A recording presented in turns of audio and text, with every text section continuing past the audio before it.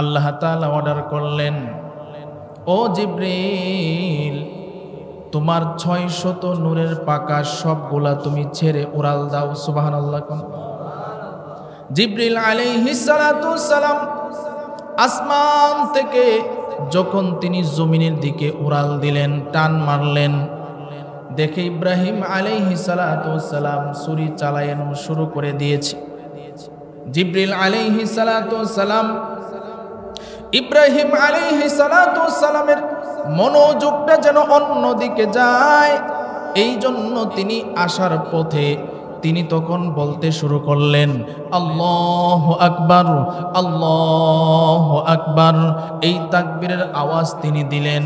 ইব্রাহিম আলাইহিস সালাতু সালামের কানের মধ্যে যখন এই আওয়াজটা গেল, আল্লাহ বড়, আল্লাহ বড়। তিনি যেহেতু আল্লাহর বন্ধু ইব্রাহিম খলিলুল্লাহ, দেখবেন বন্ধুর নাম যখন কোনো বন্ধুর সামনে নেওয়া হয় অন্তরের মধ্যে অন্যরকম একটা প্রশান্তি পায়। যখন জিবরিল আল্লাহু আকবার, আল্লাহু আকবার বলে চিৎকার দিয়েছে, ইব্রাহিম আলাইহিস সালাতু ওয়াসসালামের মনটা তখন ওই দিকে চলে গেছে। তিনিও তখন জমিন থেকে উত্তর দিয়েছে, আওয়াজ দিয়েছে, লা ইলাহা ইল্লাল্লাহু আল্লাহু আকবার। এতটুকু ইব্রাহিম আলাইহিস সালাতু ওয়াসসালাম যখন বলেছে, তখন তার সন্তান ইসমাঈল আলাইহিস সালাতু ওয়াসসালামের পরে বলে, আল্লাহু আকবার ওয়ালিল্লাহিল হামদ। এই যে তিনজন ব্যক্তির কথাগুলো আল্লাহর কাছে এত প্রিয় হয়েছে রে ভাই, আল্লাহ তখন সিস্টেম করে দিয়েছে 9 জিলহজ থেকে 13 জিলহজ আসরের নামাজ পর্যন্ত এই তাকবীরগুলা আমার বান্দারা কিয়ামত পর্যন্ত পড়তে থাকবে। আলহামদুলিল্লাহ, আল্লাহ পাকের দরবারে লাখো কোটি শুকরিয়া যে মহান রব্বুল আলামিন আমাদেরকে ভালোবেসে মহব্বত করে, আদর করে, মায়া করে পবিত্র জুমার দিনে মসজিদে আসার, বসার এবং কোরআন হাদিসের আলোকে কিছু কথা আমাকে বলার, আপনাদেরকে কিছু কথা শুনবার তৌফিক দান করেছেন। এই জন্য সকলেই শুকরিয়া আদায় করি, বলি আলহামদুলিল্লাহ। শুকরিয়া আদায় করলে খুশি হন কে? আল্লাহ। আজকে আমাদের মতো কত মানুষ এই টাইমে, এই সময়ে চুরি করতেছে, জিনা করতেছে, ব্যভিচারে লিপ্ত আছে না নাই? আমাদের মতো কত মানুষ রাস্তা ঘাটে ঘোরাফেরা করতেছে। আমাদের মতো কত মানুষ হসপিটালের বেডের মধ্যে শুয়ে আছে। আমাদের মতো কত মানুষ আজকে বিদায় হয়ে গেছে দুনিয়া থেকে। আল্লাহ রাব্বুল আলামিন আমাদেরকে দয়া মায়া করে আল্লাহর ঘর মসজিদে আনছেন, এই জন্য আমরা আবারও শুকরিয়া আদায় করি, বলি আলহামদুলিল্লাহ। মুহতারাম হাজিরিন, আমরা যে কয়জনই এখানে আসছি, আল্লাহর দয়া ছাড়া কেউ আগে আগে আসতে পারে না। গভীর মনোযোগ দিয়া কথাগুলো বোঝার চেষ্টা করব। আল্লাহ রাব্বুল আলামিন আমাদের উপরে কুরবানিকে ওয়াজিব করেছেন। এই ওয়াজিব করাটা, এটা আল্লাহ তাআলার মেহেরবানি। যারা ধনী, নেশা পরিমাণ মালের মালিক, তাদের উপরে ওয়াজিব। এখন আল্লাহ যদি আপনাকে আমাকে ধনী না বানাইতেন, টাকা পয়সা না দিতেন, নেশা পরিমাণ মালের মালিক না বানাইতেন, আমাদের চলাফেরা কষ্ট হইতো কি হইতো না? কষ্ট হইতো। তো আল্লাহ যেহেতু আমাদেরকে দয়া করে সম্পদ দিছেন, টাকা পয়সা দিছেন, তো আল্লাহ বলছেন, আমার সম্পদ আমি আল্লাহর রাস্তায় খরচ করো। আমি আল্লাহ তাআলার হুকুম আহকাম যেইভাবে আছে এইভাবে তোমার জীবনকে তুমি পরিচালনা করো। এটাই হচ্ছে সবচাইতে বুদ্ধিমানের কাজ। আমরা যে বিগত যে জুমাগুলোতে আলোচনা শুনেছি, ওই জুমাগুলিতে আলোচনা শুনে আমরা কতটুকু বুঝতে পেরেছি ইব্রাহিম আলাইহিস সালাতু ওয়াস সালাম এবং ইসমাঈল আলাইহিস সালাতু ওয়াস সালামের যে কুরবানি, সেটা আসলে কি ছিল, এটা থেকে শিক্ষা কি, এটা আমাদের বুঝতে হবে। আল্লাহ তাআলা ইব্রাহিম আলাইহিস সালাতু ওয়াস সালামকে আদেশ দিয়েছেন বাস্তবে না, স্বপ্নে যোগে। একটা মানুষ স্বপ্নে দেখছে, তার স্বপ্ন দেখাটা এরকমও হইতে পারে, স্বপ্নে দেখছে এটা আবার কি করব। আল্লাহ তাআলা স্বপ্নে তাদেরকে দেখাইছেন ইব্রাহিম আলাইহিস সালাতু ওয়াস সালামকে। ফালাম্মা বালাগা মাআহু সাইয়া, তিনি স্বপ্নে দেখলেন ক্বালা ইয়া বুনাইয়া ইন্নী আযবাহুক, তার সন্তানকে জবাই করা হচ্ছে। স্বপ্নে দেখার পরে তিনি এটা বাস্তবায়ন করলেন, এটার কারণটা কি এবং এতে আল্লাহ কেমন খুশি হয়েছেন। আল্লাহ তাআলা বলেন ফালাম্মা আসলামা ওয়া তাল্লাহু লিল জাবিন, আল্লাহ তাআলা বলতেছেন যে আমার পয়গম্বর ইব্রাহিম আলাইহিস সালাতু ওয়াস সালাম, আমি তাকে দেখাইছি স্বপ্নে, কিন্তু সে এটা বাস্তবায়ন করেছে। ওয়ানাদাইনাহু আইয়া ইব্রাহিম, আল্লাহ বলতেছেন হে ইব্রাহিম কদ সাদ্দাকাতার রুইয়া, আমি তোমার প্রতি খুশি। সুবহানাল্লাহ বলেন। ফালাম্মা আসলামা ওয়া তাল্লাহু লিল জাবিন, ইব্রাহিম আলাইহিস সালাতু ওয়াস সালাম আল্লাহর হুকুমের ক্ষেত্রে নিজেকে সমর্থন করে দিয়েছেন, একবারে আত্মসমর্পণ করছেন। আল্লাহ আপনি এটা অর্ডার করেছেন, আপনি স্বপ্নে দেখাইছেন, আমি সেটা বাস্তবে রূপ দেখাইছি। আল্লাহ আমি আপনার কাছে নত হইছি, আপনার হুকুম আহকামের ব্যাপারে আমার কোনো কিছু এমন নাই যে অভিযোগ আছে, আপনি যেটা বলছেন আমি সেটাই করেছি। জুড়ে বলেন সুবহানাল্লাহ।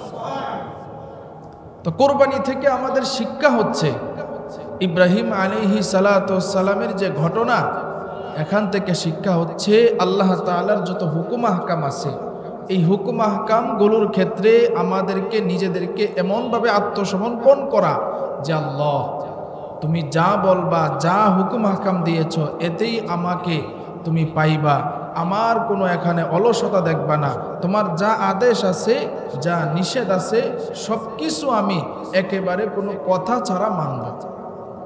কোরবানি থেকে আমাদের এটাই শিক্ষা, কোরবানি থেকে আমাদের এটাই শিক্ষা। এরপরে আল্লাহ তাআলা কোরবানি দেওয়ার কিছু হিকমত আছে, এর মধ্যে একটা হিকমত হচ্ছে যে আল্লাহ যে ধন সম্পদ আমাদেরকে দিয়েছেন, এই ধন সম্পদ শুদ্ধ ও শুদ্ধর একটা ব্যাপার আছে। যেমন জাকাত দিলে মাল পবিত্র হয়, আর কুরবানি দিলেও আল্লাহ তাআলা মাল সম্পদকে পবিত্র করে দেয়। সুবহানাল্লাহ। অনেক মানুষ কোরবানি দেয় না, যাদের উপরে কোরবানি ওয়াজিব ছিল এরপরেও কোরবানি দেয় না, তাদের মাল তো শুদ্ধ হবেই না, বরঞ্চ তাদের উপরে আল্লাহর নারাজি রয়ে গেল, আল্লাহ তাদের প্রতি খুশি না, বেজার। এজন্য কোরবানি দেওয়ার আরেকটা হিকমত হচ্ছে, আমরা যেহেতু মুসলমানের বিপক্ষে, ইসলামের বিপক্ষে, কোরআনের বিপক্ষে অনেক কাফের বেঈমান দাঁড়ায় গেছে, তো তাদের বিরুদ্ধে আমাদের যুদ্ধ করতে হবে, জিহাদের ময়দানে নামতে হবে। কুরবানির আরেকটা শিক্ষা হচ্ছে এই যে রক্ত প্রবাহিত হয়, এই রক্ত প্রবাহিত হওয়াটা যেন মুসলমান দেখে এখান থেকে শিক্ষা গ্রহণ করতে পারে। যুদ্ধের ময়দানে যখন কাফেরদের বিপক্ষে মুসলমানরা লড়াই করবে, তখন যেন তারা রক্ত দেখে তাদের হুঁশ হারায় না ফেলে, অজ্ঞান না হয়। এই জন্য আল্লাহ রক্ত প্রবাহিত করায়া মুসলমানদেরকে প্রস্তুত করতেছে যে ইসলামের বিপক্ষেই যারা থাকবে তাদের বিরুদ্ধে তোমরা দাঁড়াইবা এবং যুদ্ধ করবা। জুড়ে বলেন সুবহানাল্লাহ। কুরবানির আরেকটা হিকমত হচ্ছে, দেখবেন ভারতে, ইন্ডিয়ায় অথবা বিভিন্ন জায়গায় যেখানে হিন্দুর সংখ্যা বেশি অথবা অন্য অন্য ধর্ম অবলম্বী যারা আছে, তারা পশু পূজা করে। কথা ঠিক না বেঠিক? পশু পাখির পূজা করে কি করে না? করে। যেমন ইন্ডিয়ায় গরুকে তারা মা বলে, দেবী বলে। এই গরুর পেশাব তারা পান করে, এরপরে চিন্তা করে যে এটা তাদের রোগ বালাই দূর করে, তাদের যত সমস্যা আছে সমাধান করে। আল্লাহ তাআলা মুসলমানদেরকে কুরবানি দিয়ে এটা বুঝাইছেন যে এখান থেকে শিক্ষা নাও, কোনো পশু, কোনো জানোয়ার সেটা দেবতা হইতে পারে না। কারণ পশু, জানোয়ার, যত কিছু মাখলুকাত আল্লাহ সৃষ্টি করছেন সব কিছু হচ্ছে আমাদের গোলাম, তারা আমাদের মনিব না। আল্লাহ তাআলা হচ্ছেন আমাদের রব, আমাদের প্রতিপালক। আর যত মাখলুকাত আছে সব হচ্ছে আমাদের গোলাম, আমাদের খেদমত করার জন্য আল্লাহ বানাইছেন। আর আল্লাহ শুধুমাত্র মানুষ এবং জিনকে বানাইছেন একমাত্র আল্লাহর ইবাদত করার জন্য। এই জন্য একটা হিকমত হচ্ছে এটা, যারা শিরিক করতেছে, যারা শিরিক করে, জানোয়ারের পূজা করে, জীব জানোয়ারের পূজা করে, এদের থেকে শিক্ষা দেওয়া এদেরকে যে তোমরা জীব জানোয়ারের পূজা করো না, এটা আমাদের খেদমতের জন্য আল্লাহ বানাইছে। কুরবানির থেকে এটাও একটা হিকমত। এই যে জিলহজ মাসের প্রথম 10 দিন, এর মধ্যে এই যে আজকে ফজর থেকে 9 জিলহজ, ফজর থেকে 13 তারিখ আসর পর্যন্ত যে আমরা তাকবীরে তাশরিক অর্থাৎ আল্লাহু আকবার, আল্লাহু আকবার, লা ইলাহা ইল্লাল্লাহু আল্লাহু আকবার, আল্লাহু আকবার ওয়ালিল্লাহিল হামদ, এই তাকবীরগুলা পাঠ করি। এই তাকবীরগুলা কিভাবে আসলো? তাকবীর তাশরিক যে আমরা পাঠ করি এটা কিভাবে আসলো? হযরত ইব্রাহিম আলাইহিস সালাতু ওয়াস সালাম যখন ইসমাঈল আলাইহিস সালাতু ওয়াস সালামকে মাটিতে শোয়ায়া ফেলছেন, ছুরিও হাতে নিছেন, বিসমিল্লাহি আল্লাহু আকবার বলে ছুরি চালানো শুরু করবেন। তখন আপনারা ঘটনা শুনছেন যে আল্লাহ জিবরিল আলাইহিস সালাতু ওয়াস সালামকে অর্ডার করেছেন, জিবরিল তুমি তাড়াতাড়ি যাও, জান্নাত থেকে একটি দুম্বা এবং আরেকটি লোহার টুকরা নিয়ে যাও, নিয়া আমার বন্ধুর ছুরির নিচে তুমি দিয়ে দাও, আর আমার বন্ধুর সন্তান ইসমাইলকে তুমি দূরে সরাইয়া দাও। এই যে ঘটনা শুনেছেন, যখন জিবরিল আলাইহিস সালাতু ওয়াস সালামকে আল্লাহ তাআলা অর্ডার করলেন, জিবরিল আলাইহিস সালাতু ওয়াস সালাম তখন অনেক উপরে, অনেক উপরে। কত উপরে? তিনি ছিলেন সিদরাতুল মুনতাহায়, অর্থাৎ জমিন থেকে আসমান পর্যন্ত 1000 বছরের রাস্তা। এরকম 7টা আসমান, এই 7 আসমান পর্যন্ত যদি কেউ যাইতে চায় 7000 বছরের রাস্তা। এরপরে আবার 7ম আসমান থেকে আপনার সিদরাতুল মুনতাহা আবার 7000 বছরের রাস্তা। তাহলে মোট হইল কত হাজার বছরের রাস্তা? 14000 বছরের রাস্তা। এত উপরে জিবরিল, এত উপর থেকে আবার এরপরে আবার জান্নাতের সীমানা হচ্ছে সিদরাতুল মুনতাহা। এই জান্নাতের সীমানা থেকে জান্নাতের ভিতরে ঢুকবে, আবার জান্নাত থেকে দুম্বা নিয়ে, লোহার টুকরা নিয়ে জমিনে আসবে। এর মধ্যে আবার জমিনের মধ্যে ইব্রাহিম আলাইহিস সালাতু ওয়াস সালাম ছুরি চালানোর ব্যবস্থা করে ফেলেছে। কত উপরে, আর সময় কত কম। এখন এই কম সময়ের মধ্যে জিবরিল কিভাবে আসবে? আল্লাহ যদি ইচ্ছা করে সবকিছু সম্ভব কি সম্ভব না? সব সম্ভব।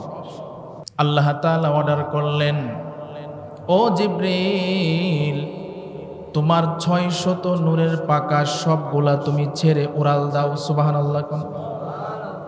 জিবরিল আলাইহিস সালাতু ওয়াস সালাম আসমান থেকে যখন তিনি জমিনের দিকে উড়াল দিলেন, টান মারলেন, দেখে ইব্রাহিম আলাইহিস সালাতু ওয়াস সালাম ছুরি চালানো শুরু করে দিয়েছে। জিবরিল আলাইহিস সালাতু ওয়াস সালাম ইব্রাহিম আলাইহিস সালাতু ওয়াস সালামের মনোযোগটা যেন অন্যদিকে যায়, এই জন্য তিনি আসার পথে তিনি তখন বলতে শুরু করলেন, আল্লাহু আকবার, আল্লাহু আকবার। এই তাকবীরের আওয়াজ তিনি দিলেন। ইব্রাহিম আলাইহিস সালাতু ওয়াস সালামের কানের মধ্যে যখন এই আওয়াজটা গেল, আল্লাহ বড়, আল্লাহ বড়। তিনি যেহেতু আল্লাহর বন্ধু ইব্রাহিম খলিলুল্লাহ, দেখবেন বন্ধুর নাম যখন কোনো বন্ধুর সামনে নেওয়া হয় অন্তরের মধ্যে অন্যরকম একটা প্রশান্তি পায়। যখন জিব্রাইল আল্লাহু আকবার, আল্লাহু আকবার বলে চিৎকার দিয়েছে, ইব্রাহিম আলাইহিস সালাতু ওয়াস সালামের মনটা তখন ওই দিকে চলে গেছে। তিনিও তখন জমিন থেকে উত্তর দিয়েছে, আওয়াজ দিয়েছে, লা ইলাহা ইল্লাল্লাহু আল্লাহু আকবার। এতটুকু ইব্রাহিম আলাইহিস সালাতু ওয়াস সালাম যখন বলেছে, তখন তার সন্তান ইসমাঈল আলাইহিস সালাতু ওয়াস সালামের পরে বলে আল্লাহু আকবার ওয়ালিল্লাহিল হামদ। এই যে তিনজন ব্যক্তির কথাগুলো আল্লাহর কাছে এত প্রিয় হয়েছে রে ভাই, আল্লাহ তখন সিস্টেম করে দিয়েছে 9 জিলহজ থেকে 13 জিলহজ আসরের নামাজ পর্যন্ত এই তাকবীরগুলা আমার বান্দারা কিয়ামত পর্যন্ত পড়তে থাকবে। একজন ফেরেশতার আওয়াজ, দুইজন নবীর আওয়াজ আল্লাহর কাছে এতটাই প্রিয় হয়েছে, তাকবীরগুলা শুধু যে 9 জিলহজ থেকে 13 জিলহজ পর্যন্ত পড়বে তা না, প্রথম জিলহজ মাসের 10 দিনের মধ্যে এটাও আল্লাহ তাআলা নবীর মাধ্যমে জানায়া দিয়েছেন যে আমার বান্দাগুলি তাকবীর, তাহমিদ এবং তাহলিল এই তিনটা বাক্য আমার বান্দাগুলি বেশি বেশি আকারে যেখানেই থাকবে আমার বান্দাগুলি পড়তে থাকবে। তাকবীর হচ্ছে আল্লাহু আকবার, আল্লাহু আকবার, লা ইলাহা ইল্লাল্লাহু আল্লাহু আকবার, আল্লাহু আকবার ওয়ালিল্লাহিল হামদ। এই সবগুলাকে বলা হয় তাকবীর, তাহলিল এবং তাহমিদ। এই বিষয়গুলাকে বলা হয়। এই জন্য আল্লাহ রাসূল জানায়া দিয়েছেন জিলহজ মাসের প্রথম 10 দিনের মধ্যে তোমরা এইগুলা শুরু করে দিবা। আবার 9 জিলহজ ফজরের নামাজ থেকে 13 জিলহজ আসরের নামাজ পর্যন্ত তোমরা এই তাকবীরগুলা পুরুষ যারা আসো প্রত্যেক ফরজ নামাজের পরে একবার উচ্চ সুরে পড়তে হবে। সকলে আমার সাথে পড়েন আল্লাহু আকবার, আল্লাহু আকবার, লা ইলাহা ইল্লাল্লাহু আল্লাহু আকবার, আল্লাহু আকবার ওয়ালিল্লাহিল হামদ। আল্লাহু আকবার। দেখেন কত সুন্দর নিয়ম আল্লাহ করে দিয়েছেন। আল্লাহ তাআলা এই তিন ব্যক্তির কথাগুলোকে এত পছন্দ করেছেন, আল্লাহ নিয়ম করেছেন। এগুলাকে বলা হয় যে 9 জিলহজ থেকে 13 জিলহজ আসরের নামাজ পর্যন্ত আমরা যারা আছি পুরুষ, আমরা যেখানেই নামাজ পড়ি, যদি আমরা মসজিদে জামাতের সাথে পড়ি তাহলে মসজিদে জামাতের সাথে নামাজ শেষ হওয়ার পরে ইমামের সাথে আমরা এই তাকবীরগুলা কয়বার পড়ব? একবার। কয়বার? একবার। আমরা অনেকেই জানি 3 বার, না 3 বার বলা হয় নাই, বলা হয়েছে কয়বার? একবার। একবার পড়তে হবে। বাকি আপনি বেশি পড়তে পারেন কিন্তু 3 বার পড়ার নিয়ম না, নিয়ম হচ্ছে কয়বার? একবার। ফরজ নামাজের পরে পুরুষের জন্য উচ্চ সুরে, আপনারা এখানে যারা আছেন অনেক সময় দেখা যায় আস্তে আস্তে পড়েন, না না, পুরুষের জন্য নিয়ম হচ্ছে কিভাবে পড়তে হবে? বলেন কিভাবে পড়তে হবে? উচ্চ সুরে আওয়াজ দিয়ে, যেন একবারে মসজিদে এমন অবস্থা হয় যে কি যেন মসজিদের ভিতরে হচ্ছে, জোরে জোরে আওয়াজ দিয়ে এই তাকবীরে তাশরিক আমরা আদায় করব ইনশাআল্লাহ। মনে করেন জামাত পান নাই, আপনি পরবর্তীতে আইসা নামাজ পড়তেছেন একা একা, তখনও ফরজ নামাজের পরে আপনি 13 জিলহজ আসরের নামাজ পর্যন্ত একই নিয়ম। আপনি জামাত না পাইলেও একা একাও যদি নামাজ পড়েন কিংবা নামাজ কাজা হয়ে গেলেও আপনাকে ফরজ নামাজের পরে এই তাকবীরটা পড়তে হবে কয়বার? আস্তে না উচ্চ সুরে? উচ্চ সুরে। মা বোনেরা যারা শুনতেছেন কিংবা এখানে যারা আছেন আপনারা বাড়িতে মা বোনদেরকে বুঝাইয়া দিবেন, মা বোনদের জন্য নিয়ম হচ্ছে ফরজ নামাজের পরেই তারা আদায় করবে, তবে তাদের নিয়ম হচ্ছে নিম্ন সুরে। কিভাবে? নিম্ন সুরে, মানে আওয়াজ বেশি হবে না, যেন তারা নিজে নিজে শুনতে পারে, এতটুকু আওয়াজ দিয়া মহিলারা তাকবীরে তাশরিক আদায় করবে। এর থেকে দেখেন আল্লাহ তাআলা এখানে কি বুঝাইছেন, কারণ মহিলাদের কণ্ঠটাও হলো পর্দা। মহিলারা কোরআন তেলাওয়াত করবে আস্তে আস্তে, জিকির করবে আস্তে আস্তে, কথা বলবে আস্তে আস্তে, সব কিছু করবে আস্তে আস্তে। কিন্তু এখন মহিলাদের সব কিছু উল্টা হয়ে গেছে। দেখবেন মহিলারা এমনভাবে কথা বলে যে আপনার ঘরের ভিতরে কি কথা বলতেছে, রাস্তা দিয়ে যারা যায় এই কথাগুলো শুনতে পায়। কথা ঠিক না ঠিক বলেন? অথচ আল্লাহ আদেশ করছেন মহিলাদেরকে আস্তে আস্তে কথা বলার জন্য। এই আমলটাও আল্লাহ তাআলা দেখেন আস্তে আস্তে করার জন্য বলছেন। এই জন্য এই তাকবীরে তাশরিক আল্লাহ তাআলা এই 3 ব্যক্তির আওয়াজকে পছন্দ করে আল্লাহ তাআলা আমাদেরকে নিয়ম করে দিয়েছেন। তাকবীরে তাশরিক আমরা সকলে আদায় করব তো ইনশাআল্লাহ। আর আজকে আলহামদুলিল্লাহ আমরা যারা রোজা রাখতে পেরেছি আল্লাহর কাছে শুকর, আমরা যেন শেষ পর্যন্ত রোজাটা সঠিকভাবে আদায় করতে পারি। বারবার আমি আর ফজিলত বলেছি, নবীজি বলেছেন 9 জিলহজ যে বান্দা বান্দিগুলা রোজা রাখবে তাদের এত ফজিলত 1 বছরের আগের এবং 1 বছরের পরের সমস্ত গুনাহ মাফ। চিন্তা করেন, এত বড় একটা সুসংবাদ, এত বড় একটা সুসংবাদ আল্লাহ তাআলা দিয়েছেন। তবে হ্যাঁ, কোনো কারণে যদি কারো মিস্টেক হয়, যেমন নিয়ত করছিলেন কিন্তু আপনি ঘুম থেকে উঠতে পারেন নাই, এমন হয়েছে কি হয় নাই বলেন? হয়।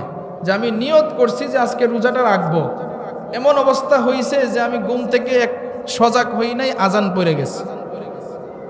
নিয়তের মধ্যেও বরকত আছে। রাসূল বলেন যে আপনি নিয়ত করছেন রোজা রাখার, কিন্তু সঠিক টাইমে উঠতে পারেন নাই, আজান হয়ে গেছে, সাহারির টাইম শেষ হয়ে গেছে, তাহলেও আল্লাহ তাআলা আপনাকে রোজা রাখার সওয়াব দিয়ে দিবে। আর একটু জোরে কইতেন না সুবহানাল্লাহ? কি পরিমাণ সওয়াব! এই জন্য আমাদের কালকে হচ্ছে ঈদুল আজহা, অর্থাৎ কুরবানির ঈদ। এতে আমরা খুশি না বেজার? আরো জোরে বলেন, খুশি না বেজার? খুশি। কালকে আমাদের করণীয় কি, এই বিষয়গুলো খুব সঠিকভাবে বুঝব। কালকে আমাদের জন্য করণীয় হচ্ছে আমরা সকাল সকাল ঘুম থেকে জাগ্রত হব। সকাল সকাল ঘুম থেকে কি হব? জাগ্রত হব। রাসূলুল্লাহ সাল্লাল্লাহু আলাইহি ওয়াসাল্লাম আমাদেরকে ঈদের দিনের করণীয় সম্পর্কে জানায়া দিয়েছেন। 1 নাম্বার করণীয় হচ্ছে, নবী বলেন তোমরা ঈদের দিন সকাল সকাল ঘুম থেকে জাগ্রত হইবা।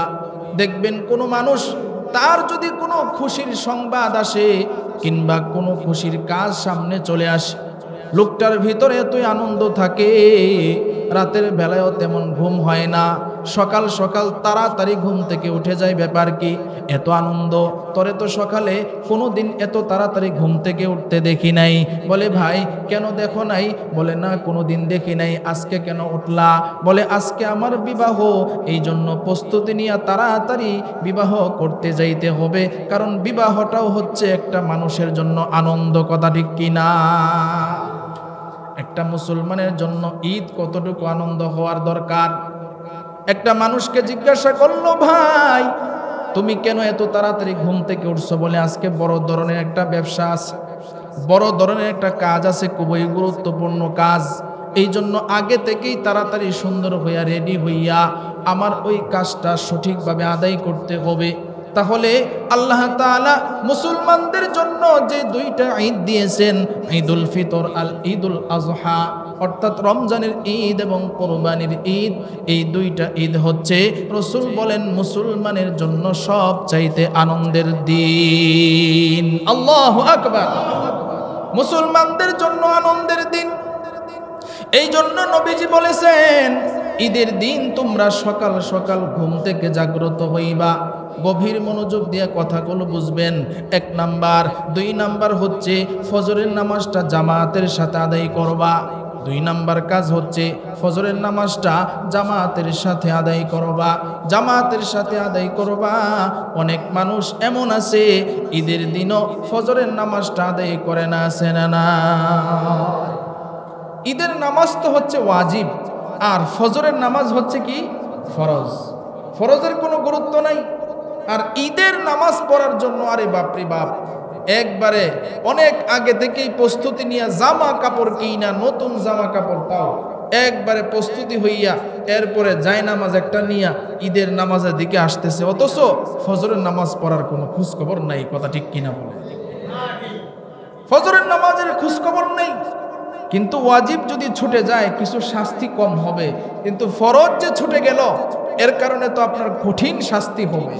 রাসূল বলেন, কোনো ব্যক্তি যদি কোনো ওয়াক্তের নামাজ ছেড়ে দেয়, আবার সে তার নামাজটা সুইটা গেছে শুধু, আবার পরবর্তীতে সে কাজা আদায় করছে, এরপরেও 80 হুকবা পরিমাণ জাহান্নামের আগুনে তাকে জ্বলতে হবে। 80 হুকবা। এবার রাসূল বলেন 80 হুকবার কি পরিমাণ জানো? বলে 80 হুকবার 1 হুকবার সমান হচ্ছে 2,88,00,000 বছর তাকে জাহান্নামের আগুনে জ্বলতে হবে। এটা ওলামায়ে কেরাম একটা গণনা করছেন। বাকি হাদিসের মধ্যে আসছে 80 হুকবা। এখন 80 হুকবা কি পরিমাণ সময় হতে পারে একটু চিন্তা করে দেখুন।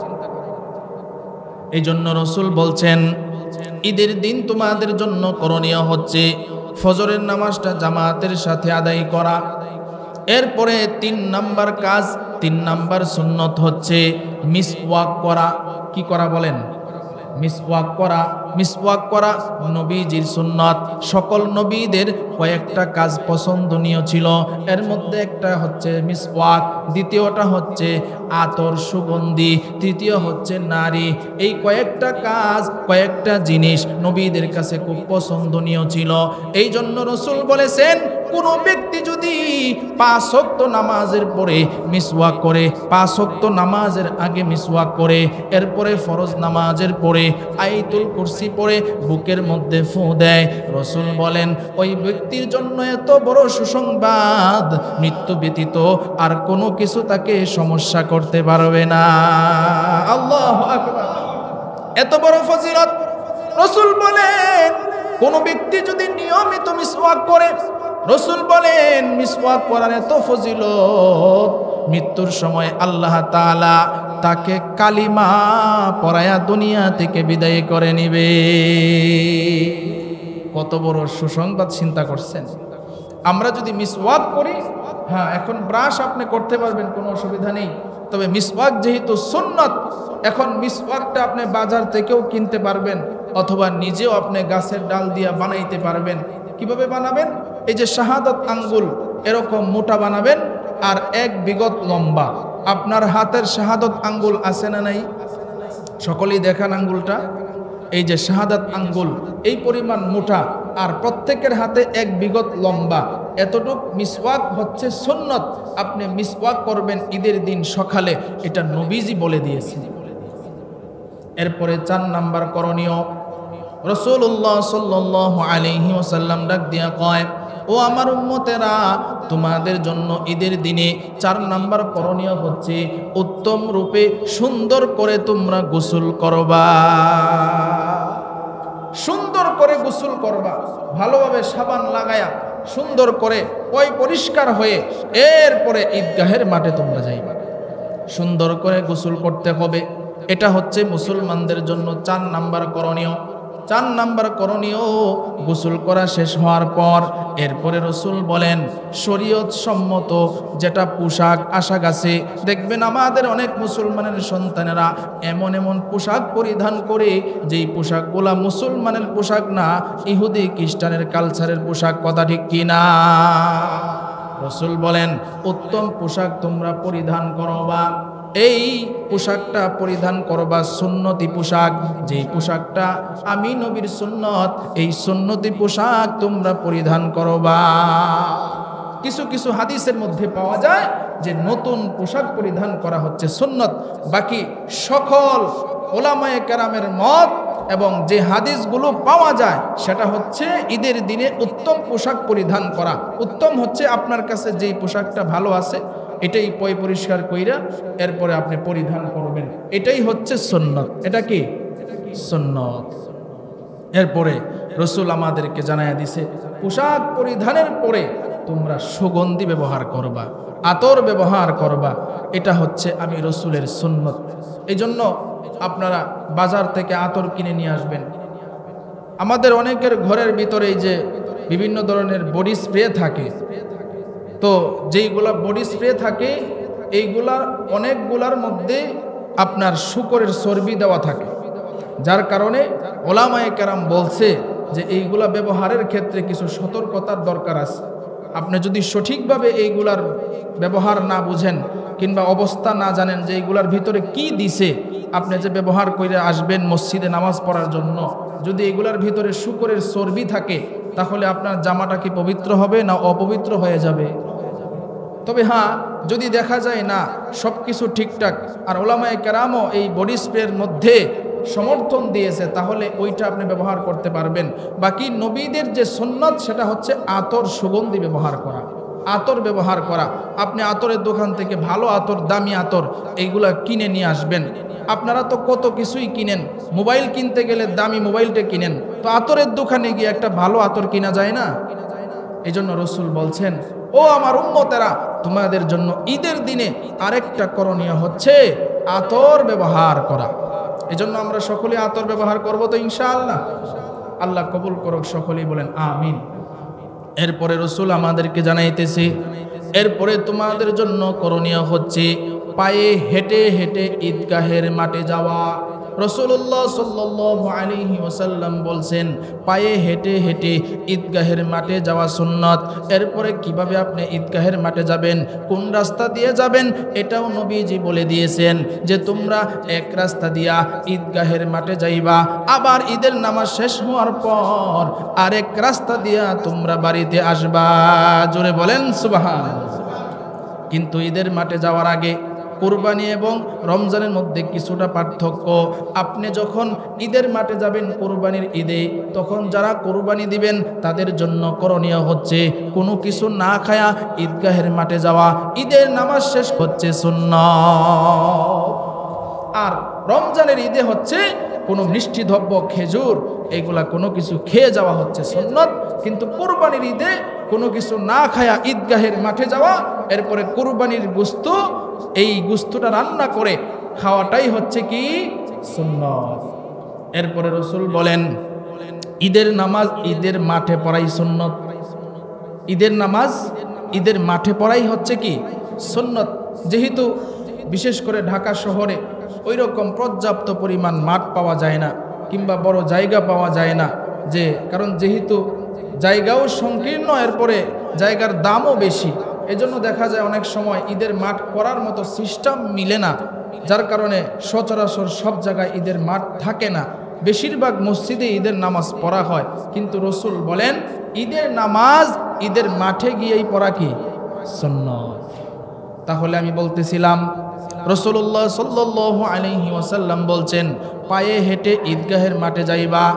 যাওয়ার সময় আরেকটা করণীয় সুন্নত আছে। রাসূল বলেন তোমরা রাস্তা দিয়ে যাইতে থাকবা আর উচ্চ সুরে বলতে থাকবা আল্লাহু আকবার, আল্লাহু আকবার, লা ইলাহা ইল্লাল্লাহু, আল্লাহু আকবার, আল্লাহু আকবার, ওয়ালিল্লাহিল হামদ। এই তাকবীর পড়তে পড়তে তোমরা যাইতে থাকবা, নিজের সন্তানদেরকে ঈদগাহের মাঠে নিয়ে যাইবা। এরপরে ঈদের নামাজ যখন শুরু হবে, এর আগে যে খুতবা হয়, এই খুতবার সময় কোনো কথাবার্তা বলা যাবে না। মনোযোগ দিয়ে খুতবা শুনবা। জুমার নামাজের খুতবার একই হুকুম। মাশাআল্লাহ, আমার মসজিদে সাধারণত এই সমস্যা হয় না, তবে অধিকাংশ অনেক মসজিদে এমন আছে যে ইমাম সাহেব খুতবা দিতেছে আর মুসল্লিরা ওই দিক দিয়ে কানাকানি ফিস ফিস কথা বলতেছে, আছে না নাই? রাসূল বলছেন এটা সম্পূর্ণ নিষেধ। খুতবা শোনা হচ্ছে ওয়াজিব। খুতবা খুব মনোযোগ দিয়ে শুনতে হবে। আপনি মসজিদে আসছেন কথা বলার জন্য না ইবাদত করার জন্য? ইবাদত করার জন্য। তাহলে এখানে এত কথা কিসের? মসজিদ থেকে বাহির হয়ে আপনার যত কথা আছে সব বলেন। এরপরে যেহেতু কথা আসছে, আরেকটা মাসআলা বলি, মসজিদে দুনিয়াবি কথা বলা নিষেধ। দুনিয়াবি কথা বলা নিষেধ। আপনি মাসআলা, এরপরে কোরআন হাদিসের কোনো কথা, এগুলা বলতে পারবেন, কিন্তু মসজিদে দুনিয়াবি কথা বলা নিষেধ। এজন্য আমরা সাবধান অবলম্বন করব যে মসজিদে আমরা কোনো দুনিয়াবি কথাবার্তা বলবো না, ইনশাআল্লাহ বলেন ইনশাআল্লাহ। তো রাসূল বলেন ঈদের মাঠে যাওয়ার পরে তোমরা ইমাম সাহেবের খুতবা খুব মনোযোগ দিয়া শুনবা। ঈদের নামাজ শেষ হওয়ার পরে একজন আরেকজনের মধ্যে শুভেচ্ছা বিনিময় করবা। কিভাবে? তাকাব্বালাল্লাহু মিন্না ওয়া মিনকুম, এই কথা বলে তোমরা একজন আরেকজনকে শুভেচ্ছা বিনিময় করবা। এরপরে ঈদের দিনের সবচাইতে আল্লাহর কাছে প্রিয় যেটা, সেটা হলো কোরবানির পশু জবাই করা। কোরবানির পশু কি করা? জবাই করা। এটাই হচ্ছে ঈদের দিনে সবচাইতে আল্লাহর কাছে প্রিয়। আল্লাহ তাআলা বলেন, লা ইয়ানালাল্লাহু লুহুমুহা ওয়ালা দিমাউহা ওয়ালাকিন ইয়ানালুহুত তাকওয়া মিনকুম। আল্লাহ বলেন, কোরবানির পশুর গোশত, রক্ত কোনো কিছুই আমি আল্লাহর কাছে পৌঁছাই না, আমি আল্লাহর কাছে পৌঁছাই তাকওয়া। তোমার অন্তরের অবস্থা, তোমার অন্তরের নিয়ত যদি ভালো থাকে, তোমার ভিতরে যদি ইখলাস থাকে, আমি আল্লাহর জন্য যদি কোরবানির পশুটা জবাই হয়, আমি আল্লাহর কাছে এত দামি তুমি হইবা, কোরবানির পশুর রক্ত জমিনে পড়ার আগে আমি আল্লাহ তোমার কোরবানি কবুল করে নিব। জোরে বলেন সুবহানাল্লাহ। তাহলে গভীর মনোযোগ দিয়ে বুঝেন কোরবানির দিন আমাদের জন্য করণীয়গুলা। আবারও একটু আপনাদেরকে বলে দিচ্ছি।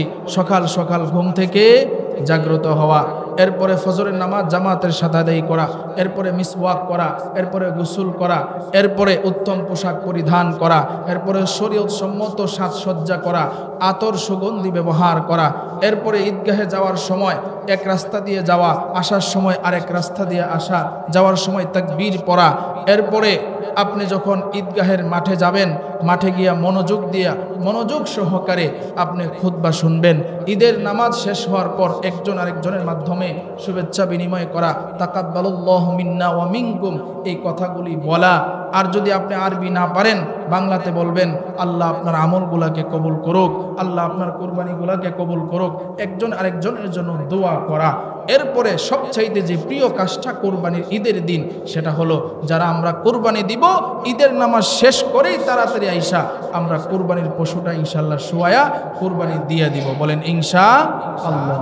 আল্লাহ আমাদের সকলের কোরবানিগুলাকে কবুল করুক। সকলেই বলেন আমিন। আরো জোরে বলেন আমিন।